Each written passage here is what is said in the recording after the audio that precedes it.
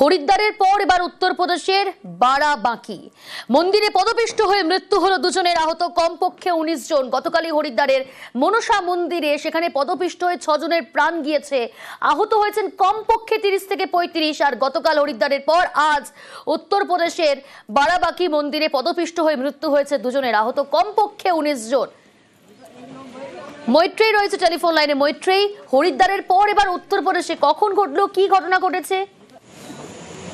দেখো, অশনেশ্বর মহাদেব যে মন্দির রয়েছে বারাবাঁকিতে, সেখানে প্রচুর মানুষ এক জায়গায় উপস্থিত হয়েছিল এবং বারাবাঁকির যিনি ডিস্ট্রিক্ট ম্যাজিস্ট্রেট আছেন তিনি জানিয়েছেন যে সাধনের সোমবারের জন্য প্রচুর মানুষ জায়গায় একত্রিত হয়েছিলেন এবং সেখানে একটি শেডের তলায় প্রচুর মানুষ একসঙ্গে ছিলেন এবং সেখানে একটি ইলেকট্রিকের তার এসে পড়ে এবং সেখানে ইলেকট্রিকের তারের বিদ্যুৎ সংযোগ হয়ে যাওয়ায় গোটা যে ঘর আছে সেই ঘরটি ইলেকট্রিকিউটেড হয়ে যায় এবং তাতে অন্ততপক্ষে 19 জন আহত হয় এবং জনের মৃত্যু হয় এবং এই খবর ছড়িয়ে পড়ার সঙ্গে সঙ্গেই দৌড়ঝাঁপ পড়ে যায় এবং পদপিষ্ট হওয়ার মতো পরিস্থিতি তৈরি হয়।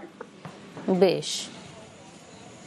एक बिजली की तार है जिसपे कुछ बंदे यहाँ पे उससे कूद गए और बिजली की तार टूटने की वजह से वो शेड पर गिरा, शेड में कुछ करंट आ गया जिसकी वजह से करीब 19 लोगों को इलेक्ट्रिक शॉक लगा जो PCHC हैदरगढ़ और CHC देवीगंज में ले जाएगा। 2 की स्थिति गंभीर है जिनको जिला अस्पताल में शिफ्ट किया गया, बाकी सभी लोगों की स्थिति सामान्य। हम लोग मैं और कप्तान साहब तो उनको धीरे धीरे जैसे जैसे ठीक होने में डिस्चार्ज किया जाए। 21-এর মঞ্চ থেকেই ভাষা আন্দোলনের ডাক। আজ বোলপুরে মিছিল মমতা বন্দ্যোপাধ্যায়, প্রশাসনিক সভার পরে করবেন মিছিল।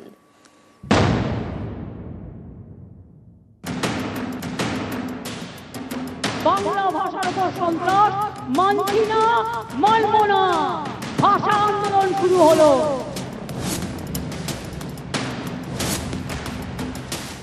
সাতাশে জুলাই থেকে একেবারে টানা ইলেকশন পর্যন্ত ভাষার ওপর সন্ত্রাস, বাংলা ভাষার ওপর সন্ত্রাস মানছি না, মানব না, ভাষা আন্দোলন শুরু হলো। 21-এর মঞ্চ থেকে ভাষা আন্দোলনের ডাক দেন মমতা বন্দ্যোপাধ্যায়। সোমবার তিনি পথে, মিছিল বোলপুরে। সোমবার বোলপুরে প্রশাসনিক সভা মমতা বন্দ্যোপাধ্যায়। সভা শেষে দুপুরে মিছিল বোলপুর টুরিস্ট লজ থেকে জাম্বুনি পর্যন্ত। মিছিল শেষে কঙ্কালীতলা অথবা সোনাঝুরি হাটে যেতে পারেন। মঙ্গলবার ইলাম বাজারে সরকারি অনুষ্ঠান। 27শে জুলাই থেকে একেবারে টানা ইলেকশন পর্যন্ত ভাষার ওপর সন্ত্রাস, বাংলা ভাষার ওপর সন্ত্রাস মানছি না, মানব না, ভাষা আন্দোলন শুরু হলো। নেত্রীর নির্দেশ, রবিবার থেকে তৃণমূলের ভাষা আন্দোলন শুরু। এদিন বীরভূমের নানুরে সভা করে রাজ্যের শাসক দল। আবার একটা ভাষা আন্দোলন, যে বাঙালির অধিকার, বাংলার অধিকার। বাংলার বাইরে বাংলা কথা বললেই বাংলাদেশি সন্দেহ। অভিযোগ, বিজেপি শাসিত রাজ্যে পশ্চিমবঙ্গের পরিযায়ী শ্রমিকদের হেনস্থা করা হচ্ছে, কাউকে আটক করা হচ্ছে, কাউকে জোর করে পাঠিয়ে দেওয়া হচ্ছে বাংলাদেশে। এই অভিযোগেই তৃণমূলের ভাষা আন্দোলন কর্মসূচি। পশ্চিম মেদিনীপুরের পিংলার মাতপুরে এদিন মিছিল বের হয়। যেভাবে আমাদের মারধর করা হচ্ছে, যেভাবে ডিটেনশন ক্যাম্পে পাঠিয়ে দেওয়ার চক্রান্ত হচ্ছে, আমাদের দাবি একটাই, বাংলার এই অগ্রগতিকে, বাংলার এই প্রগতিকে কিছুতেই বিজেপির নেতৃত্বে বিজেপি শাসিত রাজ্যগুলোতে বাঙালিদের প্রতি অত্যাচার করে, বাঙালিদের প্রতি নিপীড়ন করে, বিদ্বেষ ছড়িয়ে আমরা স্তব্ধ হতে দেব না।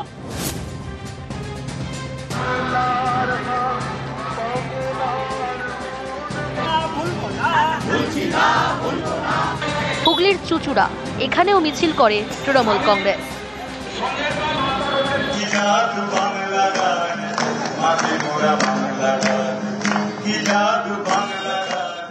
এদিন শিয়ালদাতেও মিছিল হয়, ছিলেন স্থানীয় কাউন্সিলর। নিউজ 18 বাংলা।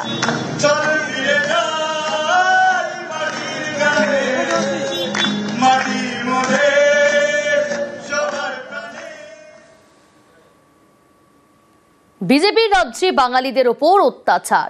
২১-এর মঞ্চেই ভাষা আন্দোলনের ডাক দিয়েছেন মমতা বন্দ্যোপাধ্যায়। আজ কবিগুরুর মাটিতেই ভাষা আন্দোলনে তৃণমূল নেত্রী। ২৬-এ ভোটের আগেই বাঙালি জাত্যাভিমানে শান।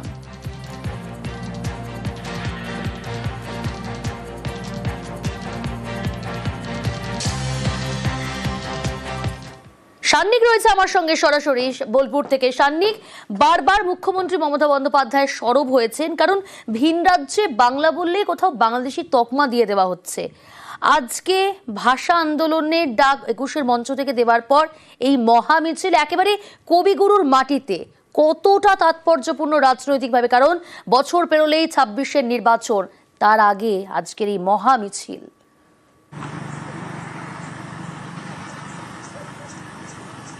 একেবারেই তাই, কেননা হিসেব করলে দেখা যাবে আর এক বছরও বাকি নেই 2026-এর বিধানসভা নির্বাচনের। আর ঠিক আগেই আমরা গোটা দেশ জুড়ে বিভিন্ন জায়গা থেকে খবর আসছে বাঙালি শ্রমিক, বাঙালি যারা পরিযায়ী শ্রমিকরা বিভিন্ন রাজ্যে গিয়ে কাজ করেন, তাদের উপর আক্রমণ হচ্ছে। কোথাও তাদেরকে বাংলা বলার জন্য, বাংলা বললে তাদেরকে বাংলাদেশি বলে দাগিয়ে দেওয়া হচ্ছে, বাংলা বললেই তাদেরকে প্রশাসনিক তরফেও হেনস্থা করা হচ্ছে।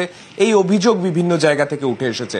আর সেই বিষয়কেই রাজনৈতিকভাবে হাতিয়ার করছেন মুখ্যমন্ত্রী মমতা বন্দ্যোপাধ্যায়, এবং তিনি রাস্তায় নামতে চলেছেন আজকে থেকে, সেইটা তিনি ঘোষণা করে দিয়েছেন ২১-এর জনসভা থেকে।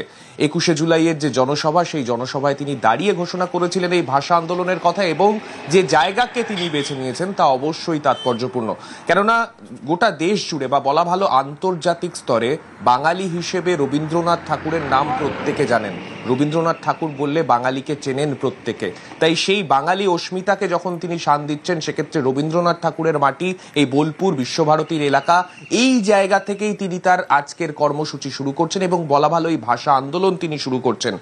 এবং পরবর্তীতে বিভিন্ন জেলাতে তিনি তার কর্মসূচি করবেন, এবং বিভিন্ন জেলাতে তৃণমূল কংগ্রেস 2026-এর নির্বাচনের আগে পর্যন্ত তারা এই কর্মসূচি তারা চালিয়ে যাবে। কেননা যেভাবে বিভিন্ন রাজ্যে শ্রমিকদের ওপর অত্যাচার হচ্ছে বলে তৃণমূল অভিযোগ করছে, এবং পাশাপাশি বিভিন্ন জায়গায় অনেককে বাংলাদেশি বলে অনৈতিকভাবে তাদেরকে পুশব্যাক করা হচ্ছে বলে অভিযোগ উঠছে, সেই সমস্ত কিছুকে সামনে রেখে নির্বাচনী অস্ত্র হিসেবে এই অস্ত্রকে শান দিতে চলেছে তৃণমূল কংগ্রেস, সেটা কিন্তু একেবারেই স্পষ্ট।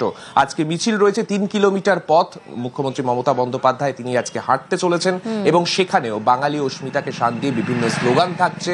বাঙালি বলতে যে বাউল গান, যে সংস্কৃতি, যে যা যা বোঝানো হয়, সেই সব কিছুই কিন্তু আজকে থাকতে চলেছে এই মিছিলে। প্রিয়াঙ্কা, বেশ, ভাষা মিছিলের আগে প্রশাসনিক বৈঠকও করবেন। আজ বীরভূমে প্রশাসনিক বৈঠকে মুখ্যমন্ত্রী মমতা বন্দ্যোপাধ্যায়। গীতাঞ্জলি প্রেক্ষাগৃহে প্রশাসনিক বৈঠক, আর একই সঙ্গে জানাবো প্রশাসনিক বৈঠকের পর মিছিল। ইন্দ্রজিৎ রুজ রয়েছে আমার সঙ্গে। ইন্দ্রজিৎ, এই প্রশাসনিক বৈঠক কখন, কারা কারা উপস্থিত থাকবেন? দেখো, যেটা বলে রাখবো, আজকে গীতাঞ্জলি যে প্রেক্ষাগৃহ রয়েছে বোলপুরে, সেখানে কিন্তু প্রশাসনিক বৈঠক হতে চলেছে। প্রশাসনিক বৈঠকে মুখ্যমন্ত্রী মমতা বন্দ্যোপাধ্যায় যেমন থাকবেন, তেমনই কিন্তু বীরভূম জেলা প্রশাসনের আধিকারিকেরা উপস্থিত থাকবেন, এবং বোলপুরে বেশ প্রতিষ্ঠিত বা বীরভূমে প্রতিষ্ঠিত ব্যবসায়ীরাও কিন্তু এই বৈঠকে যোগ দেবেন। মূলত কি কি উন্নয়ন হয়েছে বা কি কি উন্নয়ন আরো দরকার রয়েছে বীরভূম জেলার জন্য, সেই সমস্ত বিষয় নিয়ে আলোচনা হতে পারে এই বৈঠকে। ইন্দ্রজিৎ, অনুব্রত মণ্ডল কি আজকের এই প্রশাসনিক বৈঠকে উপস্থিত থাকবেন?